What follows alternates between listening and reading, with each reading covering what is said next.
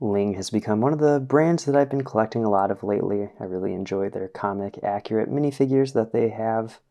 And I've also reviewed the Earthly Bricks Fantastic Four set, so I think it's pretty safe to say that I can now look at an alternative universe version of one of the Fantastic Four members, being the maker here, or Reed Richards from the Ultimate Universe of Comics, which is also a Ling and Bob's Customs collaboration.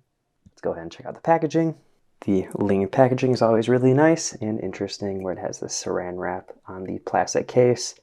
There's going to be a special foam cutout for each character, and on the back it just has a little write-up about the character, kind of describing their origin. Always has a quote from the character in the comics or the movies.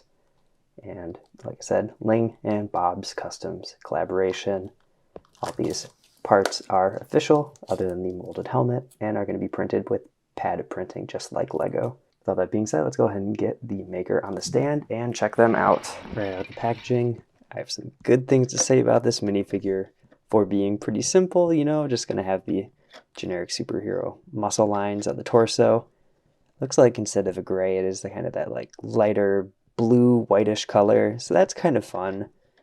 Molded helmet has a nice metallic sheen to it, where it's kind of that gunmetal look and has a nice and clean blue line across it. All the detailing it really needs, since it is a comic book character, is there. A lot of these characters just have a simple design, and they knocked it out of the park here. There is a nice effect to it as well, where if you have a UV light, there's some glow to it. So that's fun. I do really enjoy when they use these special inks on their minifigures. Ling has done it for a couple of their characters, and just adds some nice effect to it. You're not going to see that all the time, but gives you some good options for some photos if you feel like it. The mask is going to have some clutch to it. It's not the tightest grip, so you don't have to worry about the printing getting damaged on the face, which is nice. And this is where that nice detailing continues.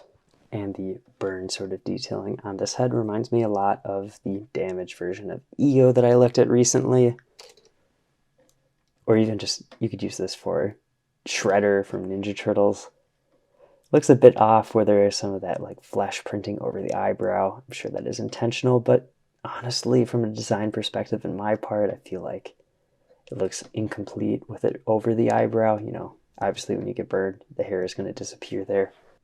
But when you're looking at a plastic toy, I feel like it does make a lot of sense just to do the black line across for the eyebrow. You can see it either way, and for the most part, when you have the mask on, you're not going to see it anyway, so not an actual complaint. But great face print.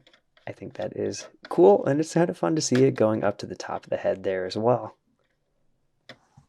That's really about it, It is a simple design, fits the comic book perfectly. Mold accessory looks cool. And I couldn't ask for anything more from a maker minifigure. All that being said, let's go ahead and get into some comparisons and the final verdict. I think I've made the point a couple times in all my videos, but really for me, I am looking for great comic book minifigures, and this maker definitely fits into that category.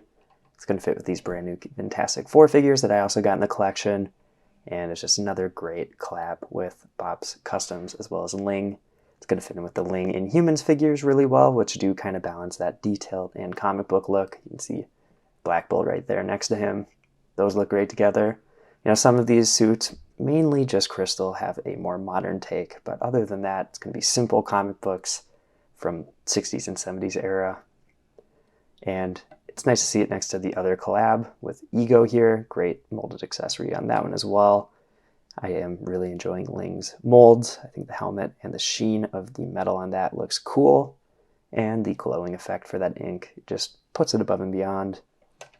On top of that, now that we're getting into some ultimate comic book minifigures, I'd love to see more characters in their designs like that. Like the weird goat hoof, sort of Doctor Doom look. And even, I think some custom companies could probably tackle Marvel Zombies. Lego themselves put out Captain America here. And it is a bit crazy that Lego got to that before customizers did, but there's a lot of characters related to them that interacted with the Fantastic Four when they had that storyline, mostly just the zombie Fantastic Four, but I'll take anything at this point that fits into the overall Fantastic Four roster. and even just more villains like Annihilus or anything that are pad printed. You know, there are some UV options for a lot of those characters, but I just want a definitive version in my collection. Like for the Maker, you know, it's a simple design, so knocked it out of the park here. How can I need another one? That's kind of my preferred way of getting these characters. Buy them once and then just be calm and collected and good when other companies maybe release them. I'm like, I already have that one. Definitely don't see anybody being able to beat this one. But let me know, what do you think? What Fantastic Four villains would you like to see in minifigure form? For me, like I said, I think Annihilus, you know, maybe an updated Doctor Doom, but this is a pretty good comic book representation of that. And, you know, lots of options since Lego themselves hasn't made any of the Fantastic Four. So you can really do anything. But let me know in the comments. And if you want to see more custom Lego Marvel reviews or custom Lego videos overall, check out all the videos on my channel. I've been Brick Raddy Up, and I'll see you in the next video.